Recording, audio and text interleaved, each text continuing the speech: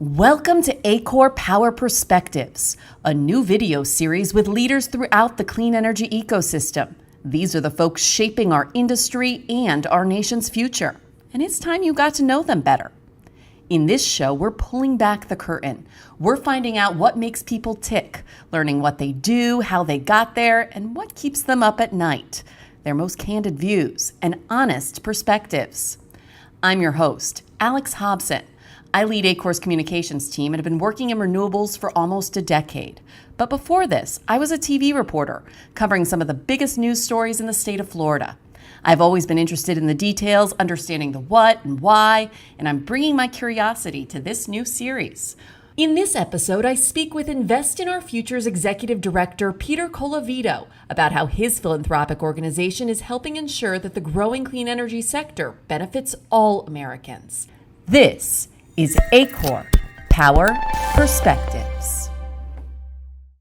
Well, Peter, welcome to ACORE Power Perspectives. So thankful that you took some time to do this with us today. I will kick off by just giving a short bio on you for those who might not know. Peter Colavito, you're the Executive Director of Invest in Our Future, which is an innovative new philanthropic effort that was created to harness the power of legislation like the IRA, like the Bipartisan Infrastructure Law, and like the CHIPS and Science Act. I know you came to this role with 30 years of experience building coalitions, guiding complex organizations, and you have a long career also working with the labor unions as part of the Service Employees International Union. So I want to definitely touch on that throughout the course of this conversation. But Invest in Our Future has such an incredible mission: bridge the gap between federal investments and communities so everyone, no matter who they are, where they are, benefits. I love that, and I would love to learn more. Please walk me through how this fund came to be. So when the IRA passed just a couple of years ago, it was pretty clear to folks inside of philanthropy and also outside that we needed to take on this from a philanthropic perspective. So this is a historic investment in clean energy and electrification. The climate movement has really been built over time, often to stop things from being built. So now we're turning to build thousands and thousands of projects in hundreds of places. How do we do that? So philanthropy came together and said, we're going to pool funds in a place to build a comprehensive and coordinated strategy to do that. We need new expertise. We need new kinds of skills and relationships and organizations involved. So that's really the history of the fund. And what are the goals?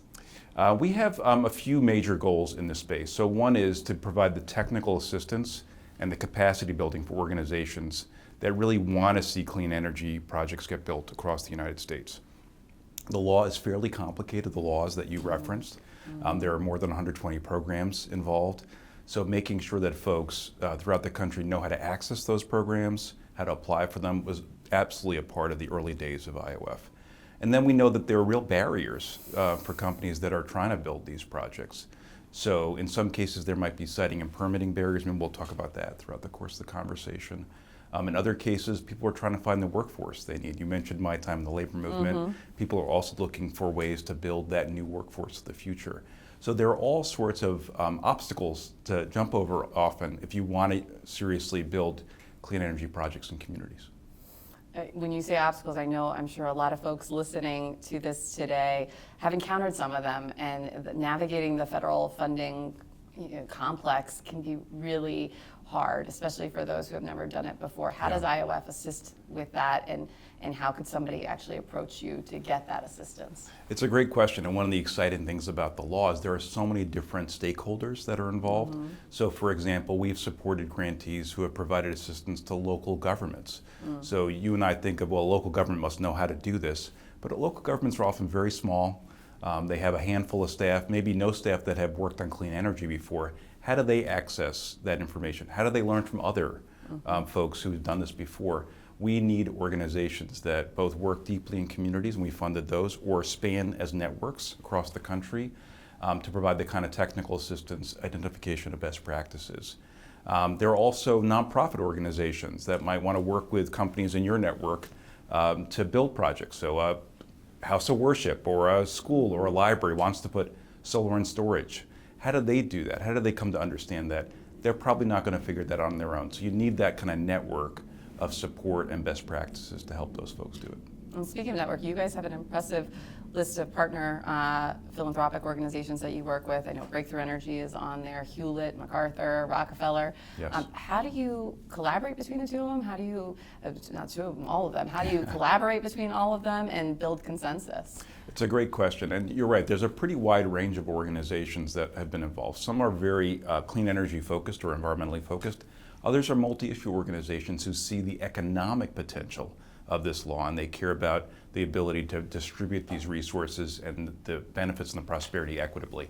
So we see ourselves both as a funder, but also as a hub, the way you're talking about, to give people a common set of sightlines into where the gaps are, where the opportunities are, help them identify it. Even if they're not funding through IOF, they can use IOF as a resource to find the best places to fund to support the transition.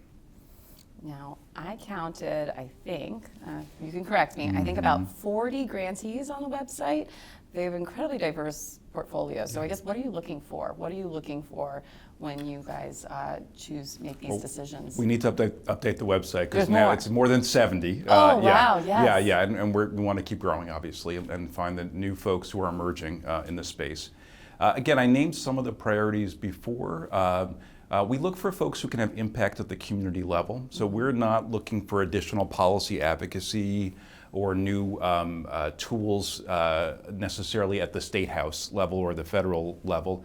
We're looking for folks who want to make sure that project gets built, and thousands of those projects get built at the community level.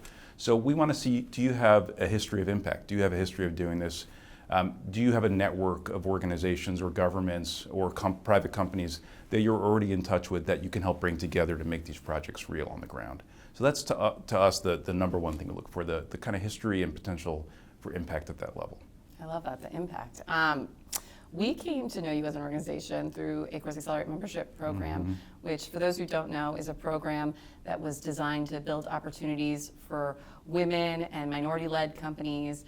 And we're about to enter our 5th anniversary, which is hard to believe for those of us who were here when it first started. But I guess what drew you to the goals of this program? And I guess just a second part of that question is, how does the need for a just transition to clean power factor into some of your decision making? So first of all, we're really excited about the Accelerate program, and we think you guys are filling in a really important gap in the work. That part of making sure that this transition is shared equitably by many, many communities across the country is identifying the entrepreneurs that are going to help lead the way, especially in communities that are traditionally underserved. So you guys are filling an important gap that way, and we're really excited to partner with you on that, number one. Two is, yes, this transition, if it's going to succeed, has to be felt in many, many places across the country. So we're working with folks in tribal nations, we're working with folks in rural communities. We're working, and the law asks us to do this, really, in some ways, to work in communities that are formerly oil and gas or coal communities that are trying to transition, but they just need the resources and capacity to get there. So really looking at where are the gaps and needs across the country, especially in communities that might not naturally take advantage of these new provisions in the law. We want to be that connector, and we think Accelerate is a great example of how to connect people. Well, we're incredibly grateful for your support. Absolutely. Thank you. One question for you. So, as you've mentioned, we're seeing historic investment in clean energy, but yet we know that the pace of renewable deployment is still not what it needs to be. Yeah. How does IOF think of that challenge and what needs to be done? Yeah, we do want to help supercharge that. And I mentioned the siting and permitting question earlier, and there's a lot of talk about that, I think, at the national level. But so many of the decisions are made at the local level as well. So we work with something called the Siting Clean Collaborative, which is looking at organizing and communication strategies at the very local level to help people understand the advantages and benefits of clean energy transition, especially in communities that might have gotten disinformation, might have some skepticism going in. They need to hear from voices they trust. I'm thinking about rural areas, for example, where so much of solar and wind needs to get built, right? You need space. Land that might be useful as farmland could also have a wind turbine on it or a solar farm on it.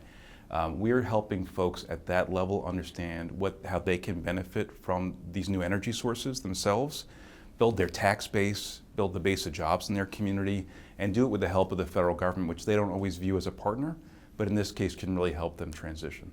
That's incredibly important. If you don't mind, I'd like to ask you a personal question. Sure. So you, as we shared in your bio, had an extensive career in labor. What led you to clean energy philanthropy? It's kind of an interesting pivot, and I'd love to kind of better understand that. Well, so to me, there's a lot of overlap between the work I did in the labor movement and this work. So first of all, we've talked about it. We want prosperity to be distributed very, very broadly in this country. And this law really contemplates that everybody should be able to benefit from this clean energy transition, not just a few people. That was my experience working in the labor movement as well. How do we make sure that everybody benefits when the economy grows? Second of all, there's a real incredible transition underway in the workforce here. So these jobs could be the auto jobs or steel jobs of the next generation, or they could be the jobs that are not seen as great, high quality careers. We want to work together with industry to make sure that these are great jobs for people, where they can see themselves making a long-term investment as workers in these new careers. That's good for industry. We hear there's a recent study that shows as much as 2/3 or 3/4 of companies in clean energy are struggling to find high-quality, stable workforces. That goes hand in hand with workers who are looking at it and thinking, hey, is this a career path where I can raise a family, have a thriving life? Those things need to come together for us to be successful. And so for me, there's a huge intersection between the implementation of these clean energy investments and the future of workers. And it's interesting you said that, because I mean, we're hiring. Wind and solar are the top 2 fastest growing jobs in America right now, according to the BLS. So there is such an opportunity there, and it's great to know that you guys are on the ground, kind of sharing, proselytizing on the benefits. It's incredibly important. Yeah. So you touched a little bit, but you do see the dovetailing of the labor interests and clean energy interests aligning. Absolutely. I think it has to be that at the end of the day, when I was in the labor movement, our best outcomes was when there was a very mature relationship between workers' organizations and the private sector companies. That's where we get the most success, where people can build things together. I'll give you an example. The second biggest training system in the country is the building trades apprenticeship system, and that is built through the private sector, through a collaboration of labor organizations and private companies who have built a large-scale apprenticeship system that brings people into careers where they can make a good wage and contribute economically. And on the employer side, it gives them a stable, high-quality, trustworthy workforce that can move from employer to employer. Because it's a lot to ask, especially new clean energy entrepreneurs, to build these workforces on their own. They really need to have multi-employer systems that give them the recruitment in, that give them the training up and skilling up that they need, so that everybody benefits. And so I absolutely see an intersection there. So when you look down the road, 5-10 years from now, what's your hope? I hope that people look back at these historic investments and see a transformed country, a country that's healthier because the sources of energy that they're receiving are healthier, that hopefully is on a path to a net zero outcome, so that we have fewer climate events like we've seen just in the last couple of weeks here, that we have people believing that these jobs are the jobs of the future and these companies are the companies they really want to work for, that more and more communities are welcoming these projects in because they see them as the path forward for economic growth in their community. So I believe at the end of the day, a decade from now, people will look back and see this as an important transition in the history of the country. Thank you so much. I guess just my last question, I'm sure folks are going to be listening and being like, how do I get in touch with that guy? I want to better understand how to tap these resources, how to get involved. What's the first step that they should take? Well, we're happy to hear from folks who think they have an important project that can help further the deployment of these resources, so please reach out to us. If you're a private company that's looking for certain kinds of organizations that you might partner with, you're trying to understand how do you enter a community effectively and help tell the story about the benefits of clean energy, we'd love to know where you are, and we can help connect you to the networks and organizations that really have a common interest with you in ensuring the clean energy transition helps everybody. Well, thank you so much for joining us today. I hope you enjoyed the conversation as much as I did. This was so great and informative, and really appreciate it. Thank you, Alex.